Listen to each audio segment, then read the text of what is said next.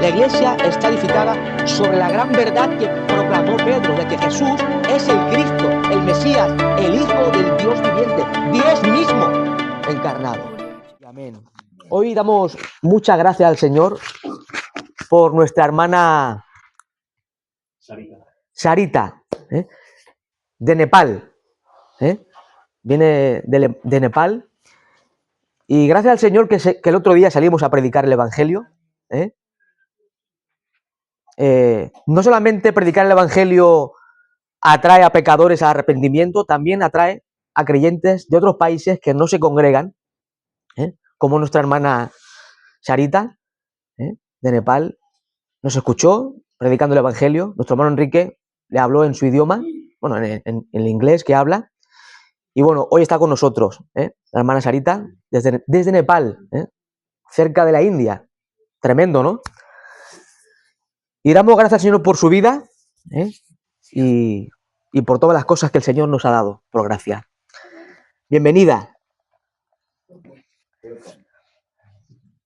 Vamos a seguir nuestro estudio del libro del predicador, teólogo anglicano, John Stott. John Stott. El título del libro es Discípulo Radical.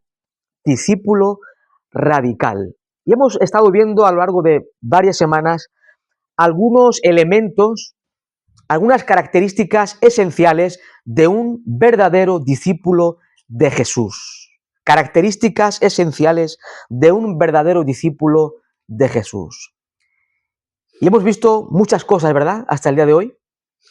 Ya ni las recuerdo prácticamente los títulos. Los títulos no los recuerdo, pero sí recuerdo el contenido. Semejanza con Cristo, crecimiento espiritual, y otras muchas cuestiones que son esenciales de un verdadero discípulo de Jesús. Hoy vamos a tocar el tema de, el título en el libro es Equilibrio. Equilibrio. Y la pregunta que el doctor John Stott dice, o comienza esta ponencia, este estudio es, ¿quiénes somos? ¿Quiénes somos? ¿Quiénes somos nosotros, los cristianos? Y en el Nuevo Testamento, mis amados hermanos, vemos un texto que ofrece muy completa y muy equilibradamente lo que significa ser un discípulo de Jesucristo. Y esto lo vemos en la primera epístola del apóstol Pedro, capítulo 2, versículos 1 al 17.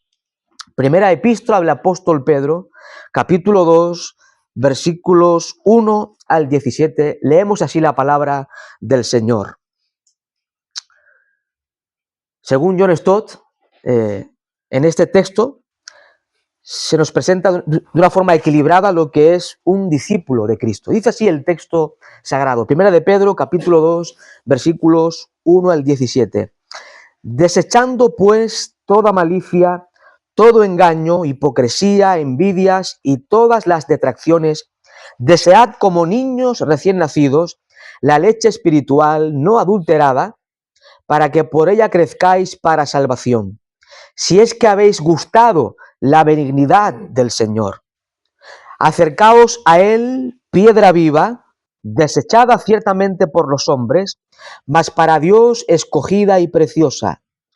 Vosotros también, como piedras vivas, sed edificados como casa espiritual y sacerdocio santo, para ofrecer sacrificios espirituales aceptables a Dios por medio de Jesucristo, por lo cual también contiene la Escritura: he aquí pongo en Sión la principal piedra del ángulo, escogida, preciosa, y el que creyere en él no será avergonzado.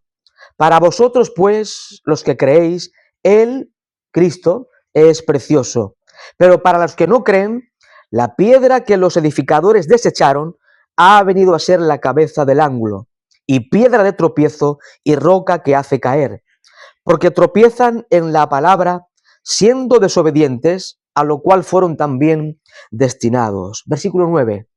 Mas vosotros sois linaje escogido, real sacerdocio, nación santa, pueblo adquirido por Dios, para que anunciéis las virtudes de aquel que os llamó de las tinieblas a su luz admirable.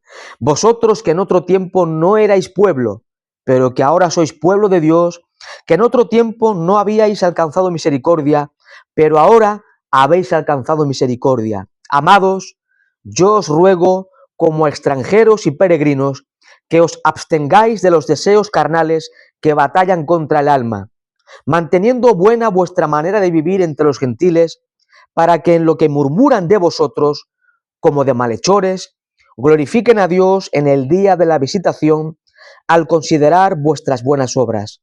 Por causa del Señor, someteos a toda institución humana, ya sea al rey como superior, ya a los gobernadores como por él enviados, para castigo de los malhechores y alabanza de los que hacen bien. Versículo 15. Porque esta es la voluntad de Dios, que haciendo bien, hagáis callar la ignorancia de los hombres insensatos, como libres, pero no como los que tienen libertad como pretexto para hacer lo malo, sino como siervos de Dios. Honrad a todos, amad a los hermanos, temed a Dios, honrad al Rey. Una lectura un tanto extensa, pero necesaria para entender bien este tema de hoy. Mediante ciertas metáforas, mediante ciertas imágenes, el apóstol Pedro, inspirado por el Espíritu Santo de Dios, ilustra quiénes somos los discípulos de Jesucristo. Y presenta algunas metáforas, como por ejemplo los bebés, un niño recién nacido. Versículo 2. Desead como niños recién nacidos la leche espiritual no adulterada, para que por ella crezcáis para salvación. El apóstol Pedro presenta a los creyentes como niños recién nacidos, como bebés, como bebés. ¿Y por qué lo presenta así? Bueno, porque hemos nacido de nuevo, ¿verdad? Hemos nacido de nuevo. Primera de Pedro 1:23, dice la Escritura, en Primera de Pedro 1:23, siendo renacidos no de simiente corruptible, sino de incorruptible, por la palabra de Dios que vive y permanece para siempre. Dios, de forma soberana, a través de su palabra, nos hizo nacer de nuevo. Por tanto, esa metáfora implica de que somos niños, porque hemos nacido de nuevo a una vida nueva en Cristo. El nuevo nacimiento, mis amados hermanos, es un cambio interior, profundo y radical, producido, obrado por el Espíritu Santo de Dios en nuestra personalidad humana, mediante la cual recibimos un nuevo corazón y una vida nueva, llegando a ser realmente una nueva criatura. ¿Os acordáis del pasaje de 2 Corintios 5:17? De modo que si alguno está en Cristo, nueva criatura es. Las cosas viejas pasaron, he aquí todas son hechas nuevas. La cuestión es que no emergemos del nuevo nacimiento con una comprensión profunda de la Biblia o del cristianismo o con un carácter propio del cristiano maduro. No es cierto, ¿verdad? Cuando nos convertimos al Señor no éramos maduros ya, no teníamos un conocimiento profundo del Evangelio, ni mucho menos, ¿verdad? Éramos niños. Éramos inmaduros, débiles y con la necesidad profunda de crecer en nuestra vida espiritual. Por esta razón, mis amados hermanos, el Nuevo Testamento nos habla constantemente, una y otra vez, sobre la tremenda, gran, indispensable necesidad de crecer en nuestra vida espiritual. Crecer en conocimiento de las Escrituras, crecer en nuestra vida de santidad, crecer en fe y en amor. Ahora la pregunta, ¿cómo crecemos en nuestra vida espiritual? Versículo 2, lo hemos leído.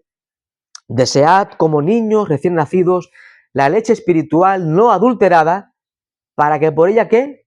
Crezcáis para salvación. O sea, el instrumento que Dios utiliza para tu crecimiento espiritual y mi crecimiento es su palabra. Su palabra. Desead como niños la leche espiritual, una referencia a la palabra del Señor. La palabra de Dios, mis amados hermanos, lo hemos dicho durante muchos años, ¿verdad? Lo estamos diciendo desde este púlpito. Necesitamos la palabra de Dios para nuestro crecimiento espiritual. Así como la leche materna alimenta y hace crecer a un bebé, el creyente necesita la leche espiritual, que es la palabra de Dios. Mis amados hermanos, necesitamos, de verdad, necesitamos estar expuestos a la santa palabra de Dios día a día. La palabra de Dios es todo cuanto tu alma necesita y mi alma necesita para crecer. Necesitamos cultivar un tiempo diario en la oración, la lectura, meditación y estudio de la palabra de Dios. Y esto no es una opción, o no es un consejo, es una orden de Dios. ¿Quieres crecer espiritualmente? Exponte a la palabra de Dios. No solamente para leerla y estudiarla, sino para vivir conforme a la palabra de Dios. De nada sirve leer mucho, estudiar mucho, si después vivimos como nos da la gana o como los del mundo. El fin de leer la palabra es conocer a Dios, conocer su voluntad y vivir para la gloria del Rey. Ese es el fin, mis amados hermanos, no hay otro. Si alguien quiere ser un experto en teología o lo que sea, pues que se vaya a un seminario, que ahí se estudia teología profunda. Ojo, es necesaria la teología. De hecho, yo sigo estudiando teología en el seminario para conocer más de la palabra de Dios. Pero de nada sirve si no lo ponemos en práctica. Es una tontería conocer exégesis, griego, hebreo, teología profunda, si después vivimos como impíos. Prefiero conocer el ABC del Evangelio y vivir conforme al ABC del Evangelio, llamados hermanos. Somos, por tanto, niños recién nacidos en el sentido de que hemos nacido de nuevo. Y para crecer espiritualmente necesitamos sí o sí estar expuesto a la palabra del Señor. Por desgracia, hoy se lee muy poco la Biblia, ¿verdad? Son muy poquitos los cristianos que leen continuamente la Biblia. Escasea. Escasea. Y así está el mundo cristiano. Hay un gran desconocimiento de quién es Dios. En muchas iglesias no se conoce a Dios. Es triste, ¿verdad? Es tremendo. Porque falta que la Biblia esté en el púlpito de la iglesia y también en las vidas de los creyentes, en los hogares.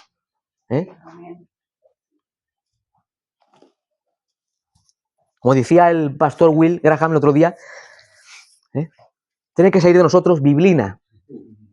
Biblina. Hablar Biblia, pensar Biblia, vivir Biblia, estudiar Biblia. Parece chino, pero no. Hay que hacerlo. Si no, imitaremos a este mundo, la conducta de este mundo, y eso es pecado contra Dios. Otra metáfora que el apóstol utiliza es la de las piedras. En el versículo 4 dice: acercaos a él, piedra viva, desechada ciertamente por los hombres, mas para Dios escogida y preciosa, vosotros, versículo 5, también como piedras vivas. Nosotros los creyentes también somos presentados aquí como piedras vivas. El apóstol pasa del mundo de la biología al mundo de la arquitectura. La iglesia se presenta en este texto y en otros textos como un edificio en construcción. La iglesia se presenta bajo la metáfora de un edificio que está creciendo y bajo construcción. Está en un proceso de construcción, como la Sagrada Familia, que nunca termina. Pues así es la iglesia del Señor. El Señor va añadiendo a lo que Él añade soberanamente, y son piedras vivas los creyentes. Ahora, no es el local la iglesia. Aunque la iglesia se describe metafóricamente en el Nuevo Testamento como un edificio, pero el edificio no es la iglesia son los creyentes, las personas que han creído en Cristo, las personas que hemos sido salvas por la gracia de Dios. Nosotros somos esas piedras vivas en el edificio que es la iglesia. Y mis amados hermanos, esta iglesia de Cristo, formada por piedras vivas, los creyentes, ha sido perseguida a lo largo de la historia, ¿verdad? A lo largo de la historia la iglesia ha sido perseguida. Pero mis amados hermanos, la realidad es que nadie ni nada ha podido destruir la iglesia del Señor. Es tremendo, ¿verdad? Alrededor de 20 siglos Ha habido persecución contra la iglesia de alguna u otra forma. Sin embargo, se cumple la promesa de Cristo. Jesús prometió que las puertas del Hades no prevalecerán contra su iglesia. Mateo 16, 18. La iglesia del Señor Jesucristo es indestructible. La iglesia del Señor Jesucristo es indestructible. Porque la iglesia no es nuestra, es de Él. Él es cabeza, Él es Señor, Él es Rey.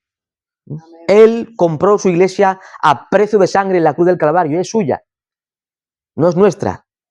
Y por tanto su iglesia permanece, porque la sostiene Cristo, no nosotros. Recordemos que la roca sobre la cual hemos de edificar nuestras vidas no es Pedro, como sostienen los católicos, no, para nada. Cristo es la piedra viva, Él es el fundamento de la iglesia. Él es la roca sobre la cual debemos fundar nuestras vidas, mis amados hermanos. Él es la piedra viva que fue rechazada por su pueblo Israel, pero es piedra viva escogida por Dios y preciosa para Dios. ¿Y qué implica esta metáfora? ¿Qué implica esto? Bueno, implica de alguna forma que pertenecemos unos a otros. Pertenecemos unos a otros. Las piedras, dice John Stott, necesitan cemento. Las piedras, para construir el edificio, necesitan cemento. Mantenerse unidas unas a otras, ¿verdad? O usted se imagina un edificio con una piedra aquí, solo una piedra, otra piedra ahí y otra piedra ahí. No se puede sostener el edificio, ¿no? Para dibujarlo en un cuadro, sí, sería un cuadro moderno. Pero para construir un edificio es imposible, ¿no? Con tres piedras aisladas. La iglesia es una comunidad. Es un cuerpo, es un organismo vivo. Piedras vivas somos los creyentes en el edificio de Dios que es su iglesia. Y esto nos enseña que necesitamos recuperar la visión, mis amados hermanos, necesitamos recuperar la visión de una iglesia caracterizada por la comunión. Una iglesia caracterizada por la comunión entre los hermanos, entre los miembros. Somos piedras con cemento, juntas, no aisladas. Otra imagen que presenta el apóstol Pedro es la de sacerdote. Mas vosotros sois linaje escogido, real sacerdocio. Y además también en el versículo 5 también lo dice. Vosotros también como piedras vivas, sed edificadas como casa espiritual y sacerdocio santo, para ofrecer sacrificios espirituales aceptables a Dios por medio de Jesucristo. O sea, esta tercera imagen presenta al creyente como un sacerdote, mis amados hermanos, un sacerdote consagrado, cuyo deber es adorar al Dios vivo y verdadero. En tiempos del Antiguo Testamento, por ejemplo, los sacerdotes disfrutaban de dos privilegios. Disfrutaban del acceso a Dios. Ellos eran de alguna forma los mediadores entre el pueblo y Dios. Y ellos tenían acceso a Dios de alguna forma a través de los sacrificios, ofrendas, ¿verdad? Por ejemplo, en tiempos de Jesús, por ejemplo, para no ir tan lejos, en el templo de Herodes, una de las 7 maravillas de aquella época del mundo antiguo, solo los sacerdotes podían entrar en el interior del templo. Y solamente el sumo sacerdote una vez al año podía entrar en el lugar santísimo, en el Yom Kippur. Esta clase de acceso estaba restringido solamente, exclusivamente a los sacerdotes. Otro privilegio del sacerdote era que solamente ellos podían ofrecer sacrificios. Solamente ellos, los sacerdotes, realizaban las ofrendas y sacrificios allá en el templo. Pero ahora, mis amados hermanos, ahora, bajo el nuevo pacto, a través de la obra perfecta del Señor Jesucristo, la iglesia completa es sacerdotal. Por medio de Cristo, los salvos disfrutamos del acceso a Dios. Ahora podemos entrar confiadamente al trono de la gracia. Hebreos 4, ¿verdad? Podemos entrar libremente al trono de la gracia. Ese acceso directo ante el trono sublime de la gracia de Dios. Ya no necesitamos un sacerdote, ¿verdad? Tenemos un sumo sacerdote, que traspasó los cielos, que es Cristo. Pero también es verdad que nosotros los cristianos, todos los cristianos, somos sacerdotes. En un sentido espiritual, por supuesto.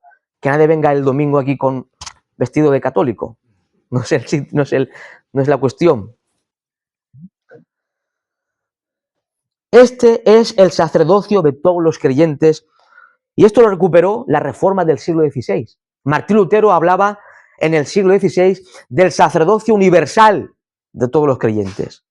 Usted es sacerdote en la casa del Señor. Tú también, yo también, todos los cristianos que hemos sido salvos por la gracia de Dios, somos sacerdotes. Ofrecemos sacrificios al Señor. Ahora, ¿qué tipo de sacrificios? Bueno, por poner un ejemplo, os invito a Hebreos, capítulo 13. Epístola a los Hebreos, capítulo 13, versículos 15 y 16. Hebreos, capítulo 13, versículos 15 y 16. Dice así la palabra del Señor. Así que ofrezcamos siempre a Dios por medio de Él, ¿qué cosa? Sacrificio de alabanza, es decir, fruto de labios que confiesan su nombre. Y de hacer el bien, y de hacer bien, y de la ayuda mutua no os olvidéis, porque de tales sacrificios se agrada Dios. Alabar su nombre, glorificar su nombre es sacrificios al Señor.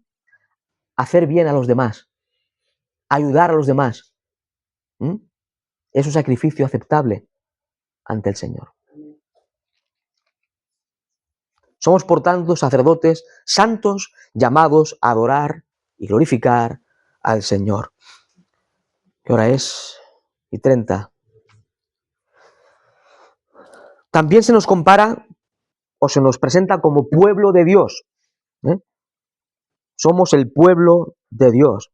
Primera de Pedro 2, versículos 9 y 10, ¿verdad? Lo enseña. Se compara a la iglesia con una nación o con un pueblo. Es decir, el pueblo de Dios. Y esto implica de que somos posesión de Dios. Somos su pueblo. Somos posesión exclusiva de Dios. Estas expresiones que usa Pedro las tomó del libro del Éxodo. Éxodo capítulo 19. En el antiguo pacto, mis amados hermanos, la nación de Israel era el pueblo de Dios, ¿verdad? En el antiguo pacto, Israel, la nación de Israel era el pueblo de Dios. Pero en la presente dispensación, hoy, la iglesia es el pueblo de Dios. La iglesia formada, constituida por gente de toda cultura, nación y lengua. Gente de España, de Chile, de Ecuador, de Nepal, de Brasil, etcétera, etcétera, ¿verdad? Gente de todo pueblo, nación y lengua, formamos el pueblo que Dios ha escogido para su gloria. El Dios soberano que escogió a Israel para que fuese luz en medio de las naciones vecinas, nos ha escogido a nosotros, mis amados hermanos. El Dios soberano nos ha escogido a nosotros en este tiempo para que seamos santos. Efesios 1:4. Según nos escogió en Él para que fueseis santos y sin mancha delante de Él. Y también Dios te ha escogido, mi amado hermano, nos ha escogido con el propósito de que proclamemos las obras maravillosas de aquel que nos llamó de las tinieblas a su luz admirable. Gloria a Dios. Debemos proclamar las proezas, la grandeza, las maravillas, la santidad, la gracia, la providencia, el poder, la soberanía de este Dios vivo y verdadero a este mundo, a esta sociedad que se pierde sin Dios. Somos, por tanto, un pueblo escogido por Dios para servirle a Él, para su gloria. Y como último, también se nos presenta como siervos. Somos siervos, o mejor, esclavos del Señor, ¿verdad, mis amados hermanos? El apóstol Pedro, en esta porción, alienta a sus lectores que estaban pasando momentos de prueba, momentos de persecución severa, momentos de ostracismo social, de calumnia, etcétera, etcétera. Pedro, en este contexto de sufrimiento, alienta a los creyentes a vivir de manera piadosa, a vivir de forma santa. Los anima a someterse a las autoridades civiles. El creyente debe ser un ciudadano ejemplar.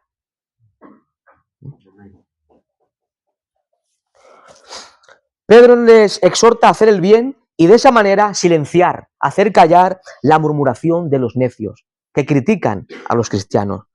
Y también nos exhorta a vivir como esclavos de Dios. Ser esclavos de Cristo es libertad. Ser esclavos de Jesucristo es verdadera libertad. El que no es esclavo de Cristo es esclavo del pecado. Y eso es verdadera esclavitud. Somos esclavos de Cristo y nuestra vida está en tránsito, está en camino ¿hacia quién? Hacia Dios. Como consecuencia, debemos llevar una vida santa. Mis amados hermanos, un esclavo en el siglo I vivía para su Señor, respiraba para su Señor, trabajaba para su Señor, se movía para su Señor. Todo lo que hace un esclavo en el siglo I era vivir para su Señor. Nosotros hemos sido redimidos por Cristo, ¿verdad? Él nos compró a precio de sangre en la cruz del Calvario. Él compró un pueblo para su gloria. Ya no somos nuestros. Dice Pablo en 1 Corintios 6. Hemos sido comprados a precio de sangre. Gloria a Dios por esa sangre de preciosísimo valor, mis amados hermanos. Ya ahora estamos para servirle a Él. A nadie más. A Él y, por supuesto, a los hermanos. Ya no servimos al mundo. Ya no servimos al pecado. Ahora con todo nuestro ser servimos al Dios verdadero. Debemos llevar una vida santa en preparación para la santa presencia de Dios en el cielo. Amados hermanos, concluyo. Recordemos quiénes somos. Cuando estemos en el trabajo, cuando estemos en la universidad, cuando estemos hablando con un familiar, con un amigo, comprando el pan, en la farmacia, en una boda, sea donde estés, recuerda quién eres. Recuerda tu identidad. Vivamos en coherencia a nuestra identidad en Cristo. Como dice el apóstol Pablo, y concluyo en Efesios 4:1. Efesios 4:1 dice: yo pues, preso en el Señor, os ruego que andéis como es digno de la vocación con que fuisteis llamados. Nuestro llamado y nuestra vida debe estar en equilibrio. Esa es la idea. Si decimos ser cristianos y vivimos como impíos, no se corresponde. Es mentira. Somos incrédulos, somos no creyentes y mentirosos. Dios quiera, ¿verdad?, que podamos dar testimonio en todo lugar de nuestra identidad. Somos el pueblo de Dios, somos sacerdotes en la casa del Señor, somos esclavos de Cristo. Somos piedras vivas en el único edificio de Dios que es la iglesia. Padre, gracias por este tiempo, Señor.